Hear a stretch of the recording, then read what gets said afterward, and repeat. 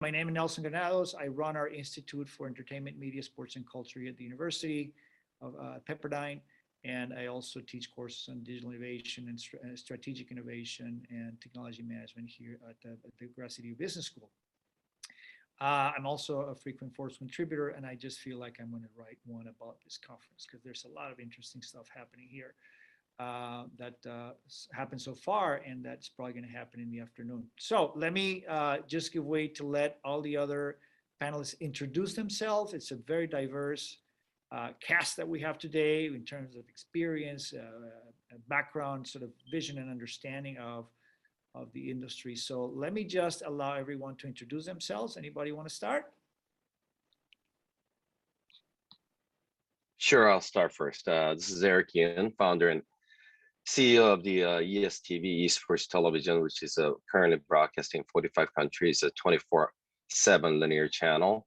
And my background is a banker, media entertainment, and I started this broadcast business since 2004 with the Comcast NBCU. Great, thank you. I am Brock Vereen, also here representing ESTV, running business development over here. Formerly a football player. Athletics was my background for the majority of my life, and always had a love for video games and competition of all kinds. So when the opportunity came about to join up with ESTV, there was no hesitation whatsoever, and we are now 2 years. Thank you, Brock.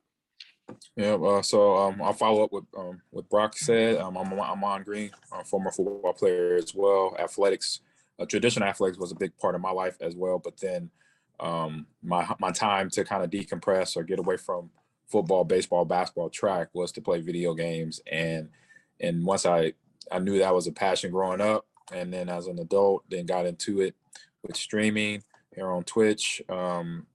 Shoutcasting, getting that able to get to events and do and participate in that way, and then just build a network of community, a context through the industry, and then getting connected with ESTV, Mark Watts, Eric Yoon, and meeting up with them and knowing where they're, what the idea that Eric presented to me and Brock and Shane, his brother, to where he wanted to go with it, and I was like, well, I can help out with that. So I love the team situation, the teamwork aspect. Myself, Shane and Brock, Mark and Eric, we just met, for about a year, if not a little bit longer, for 6-7 months out of 2019.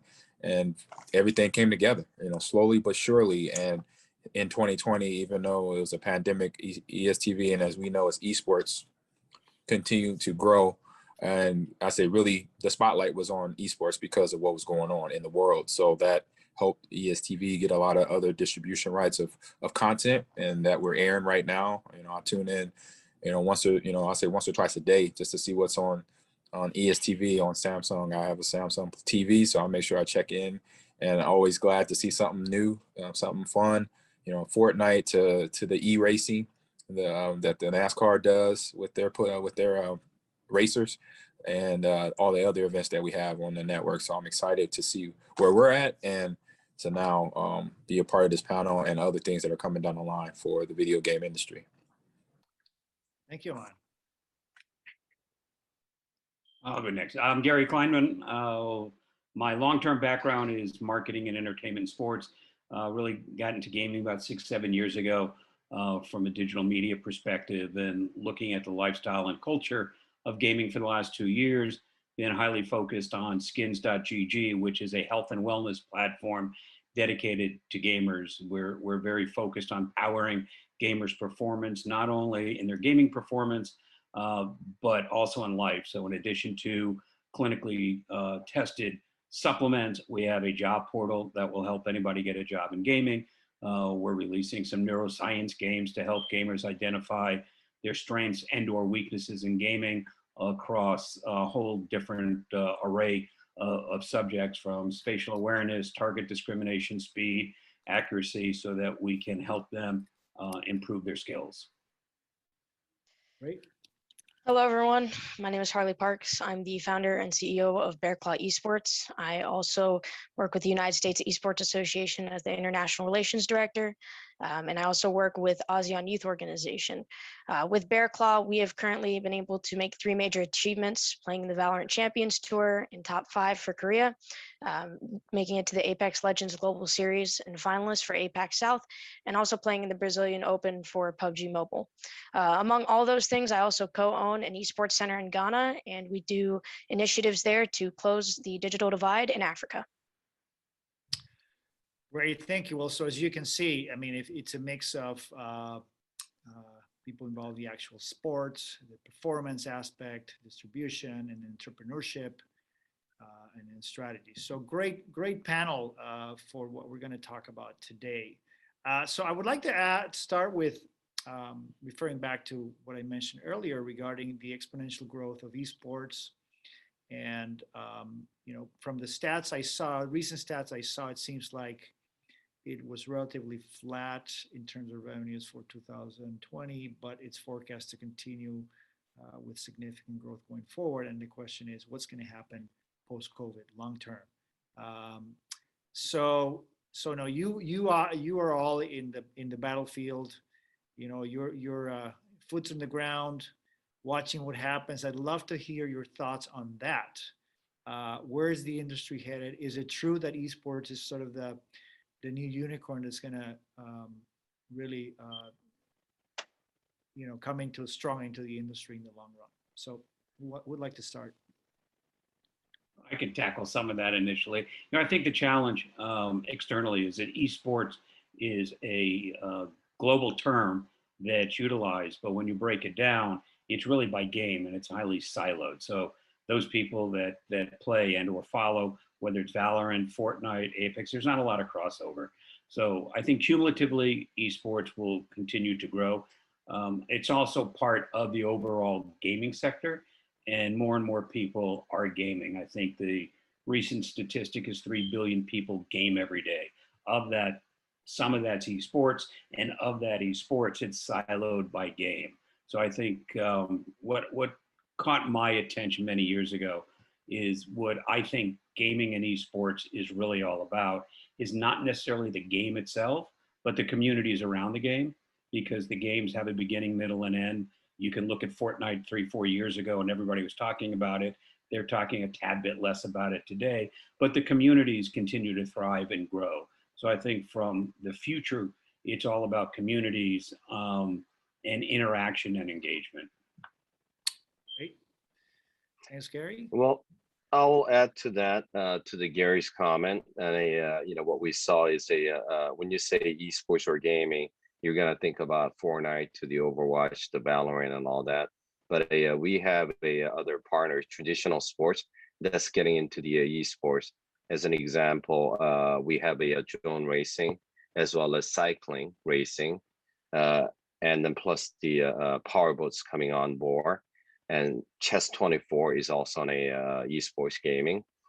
And as you saw from the recent article that was released today and a few days ago, Peloton today announced that they're gaming coming into the gaming sector. So you're actually exercising, cycling, and you're doing the gaming. We have currently we have Echelon Cycling Racing League that we broadcast on ESTV.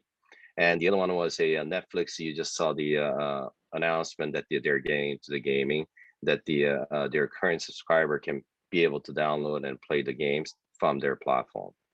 So you will continue to see the big growth in this sector. And on top of what Eric said there, if you look at my generation, Gen Z, you see, according to Marketing Dive, 82% of Gen Zers would prefer to purchase from an authentic brand. Esports is a very authentic and community-based industry, especially when you look at, any team, FaZe Clan to Envy, everything is authentic. There is no room for edits for those streamers. So a lot of the younger generations that like to see these brands, they see how these people truly are, and you can't polish anything. With that being said, I think the younger generation tends to go towards esports also because everyone can do esports, no matter if you have a disability or a height, deficiency, where I'm 5'1" and I can't play football and I wanted to, but esports is truly for everyone. And I think with the newer generations, especially my generation, that's something we can definitely relate to. Great point. Building off of what Harley was speaking about, so my specific role at ESTV is business development, specifically in collegiate esports. And what we saw throughout COVID is it didn't look like sports was going to happen for a long time. So a lot of colleges just absolutely dumped a lot of their funding into esports. And it's not unrealistic to get to a point where, as Gen Z gets older and more of them head to college, where the esports program dictates what school these kids go to, not just to compete, but to be fans of. I remember leaving high school and friends thinking, well, I like this school, I like this school, I got into both with what I want to study. They're both ranked pretty similarly, but I like basketball, so I'm going to go to this school because they have a great basketball culture. I'm going to go to this school because it's Alabama and I love football and they're ranked the same as Vanderbilt for what I want to study, so I'm just going to go to Alabama. It's not unrealistic to get to a point where the Mizzous, who have spent millions of dollars on esports facilities, Kentucky, UC Irvine, who are dumping money into these esports programs, they understand, hey, this could dictate where students come, not just people competing on our esports team, but just students as well. And that is one of the biggest things that we have seen over these past couple of months. Yeah, and I'll add on to the fact of the community aspect that Gary mentioned. And that community in terms of the game, the followers of the game, but then with the streamer, with the content creator, they build their own small communities. And obviously, you start streaming, it's a process of learning how to manage all the components, the camera, the audio, your computer, your game, and then manage the Twitch chat, interacting with your followers, your subs, your mods, or your moderators. That's what it's called when you pronounce out the whole word. So just learning that and obviously building that small community, because then you have your own little fan base. Even if you're not like myself, a former NFL football player, you could be whoever, obviously whoever you are, but play a game or play several games, but develop your community, develop your brand, but develop your logo. And now you got to then commit to that. That means, streaming certain times a week and growing that. And that's what we see with the Gen X generation coming up. They are ready to either become that person, to be that content creator, or be that either loyal follower or loyal moderator to help somebody with their stream. And that's kind of the new thing, because then also in the flip side of that, you can also learn how to manage the stuff, manage the cameras, how to work them, how to use them, the microphone, the audio, how to get things right, how to lay over content in terms of making highlight clips for the stream that you're moderating, or if it's your own stream, you're going to create a highlight clip that you're going to then later post on TikTok or YouTube or somewhere like that. It just, you have so much there to do that is very attractive to somebody that wants to learn a lot. And that's what we're having. And I know that's what I'm seeing with the players that I coach. I failed to mention that I coach at Lakeland University. I'm head coach of esports there. So that's what I get with a lot of my players. They're not only there as really good gamers competitively, but they also know how to highlight film and highlight and edit their own content to put it out there to continue to have their followers digest what they're putting out there. Yeah, to follow up, an interesting, even on a time perspective, yesterday I was approached and contacted by a university in Finland that is launching a 3-year esports degree. And it will cover all the things that Aman just talked about, from technical for creators, but business, game publishing, distribution, marketing, health, wellness, conditioning, strength, and that's a 3-year academic program at a very significant university. So I think you're finding what's happening is the credibility of gaming is not what used to be kind of a sort of cry for help if you were a gamer, and now it's a career, and there's legitimacy in just participating in the industry. And as to Harley said, you don't have to be 6'4" to be able to be a star. You've got skill sets that are applicable to gaming, and the barriers to entry then are substantially reduced.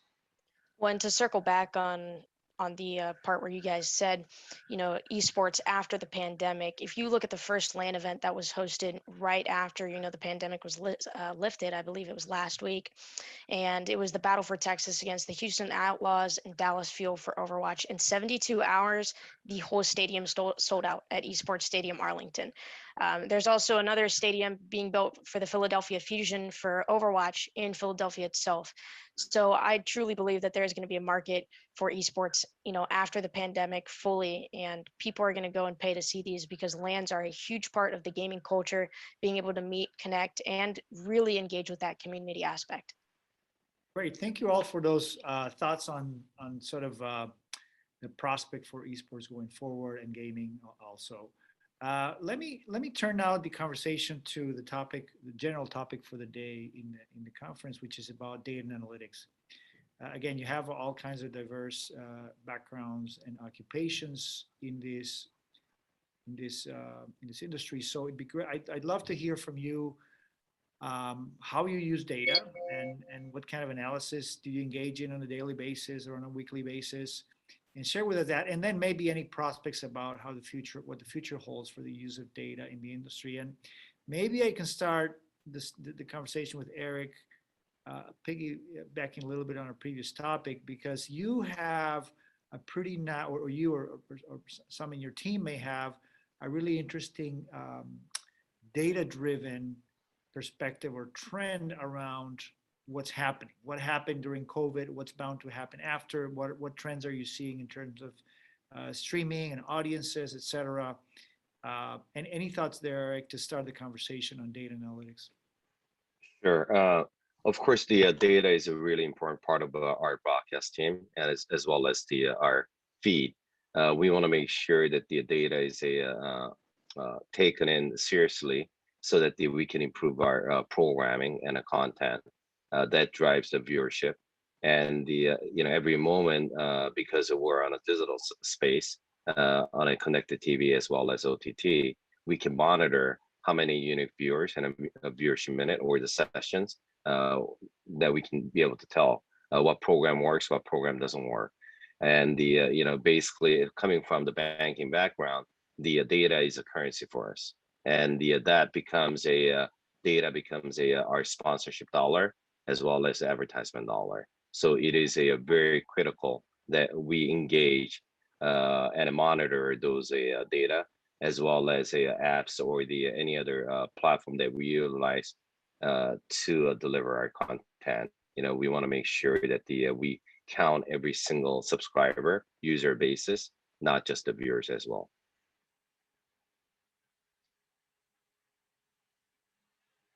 Sorry, Eric, anything you've seen in the data lately in terms of trends where we're headed? Sure, absolutely. Our network is just over 2 years.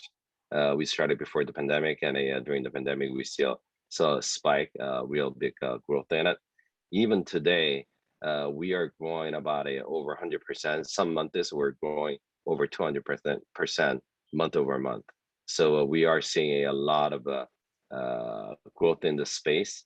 That's probably due to all the content partnership we're creating, as well as the additional distribution partnership we're creating to feed the global worldwide feed.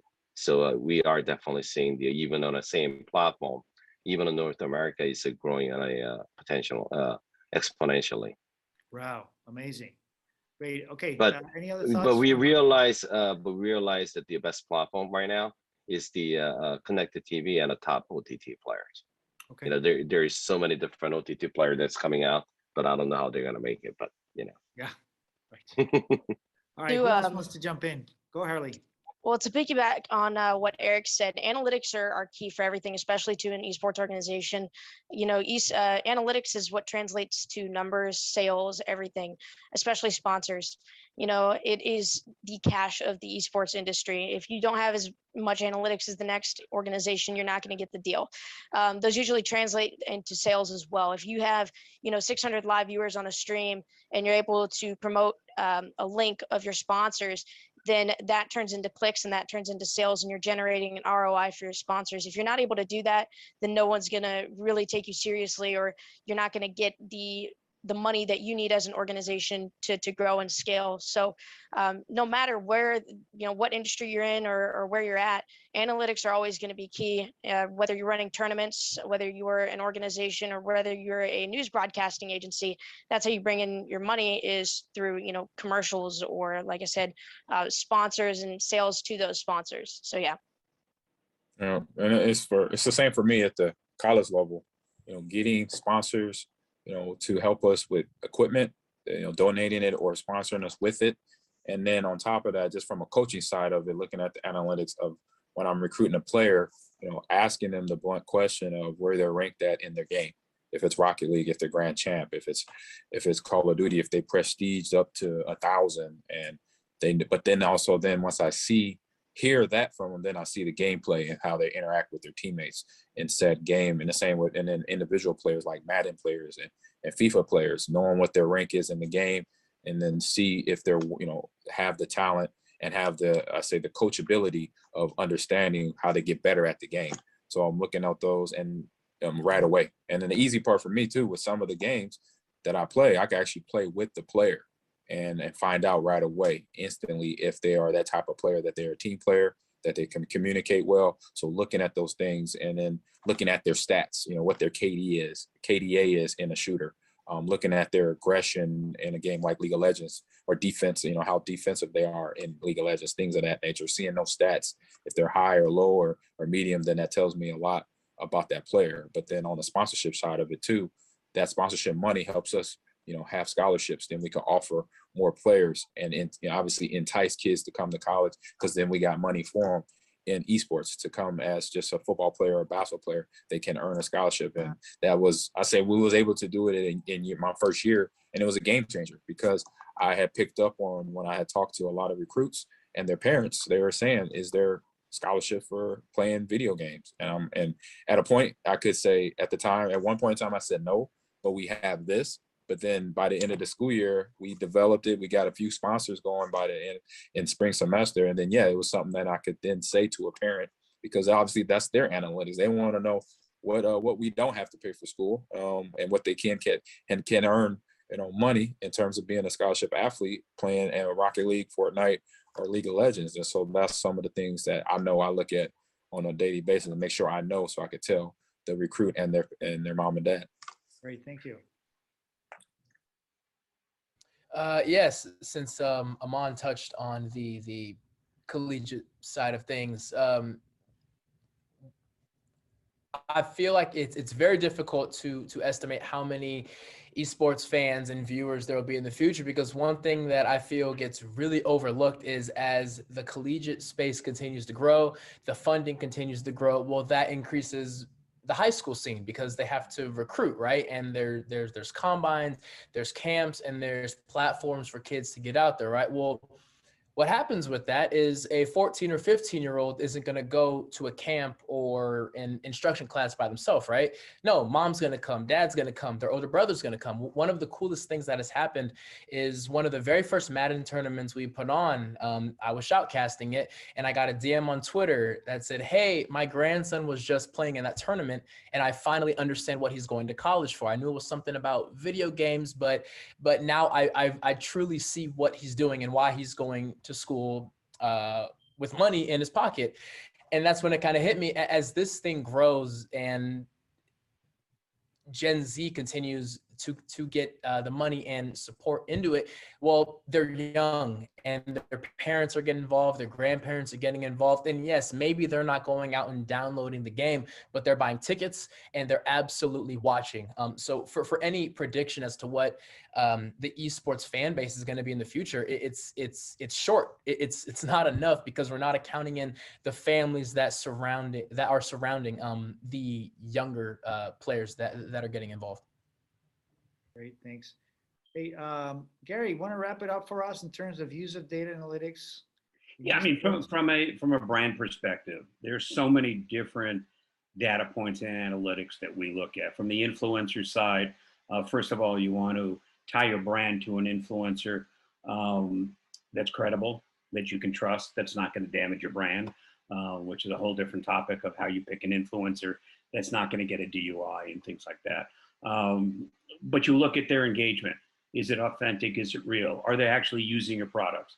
So you've got some soft analytics and data, then you have hard ones where you look at true engagements and follows, and ultimately sales. And where is it coming from? So to Harley's point, if you've got a streamer that's got a swipe up link, we can track all that. And we track the more that they do, the more we can do, the more that we can support scholarships on academic levels, the more that we can get into the high schools. What we also look at when we target, and we target gamers, is, and you guys are all gonna laugh at me, because the pun that we look at is there's a halo audience around the gamer. And that halo audience is mom, dad, brother, sister, everybody else. And for the most part, they're also part of your target audience, but they're harder to reach. So you're reaching through the gamer. And I think that we measure as well when we look at where customers are coming from, where engagement's coming from, who's asking for things, who's sending us emails and things of that nature. So yeah, the data is critical so that we can deploy resources, because I don't think anybody in this screen or anywhere else has unlimited resources. So you have to really base where that spend goes on the information that you collect and you get back. Great. Well, listen, we are just about done here. So wrapping it up, I'm going to just share some final thoughts. Looks like you're all bullish about esports. Yeah. Oh, Like you are, all right.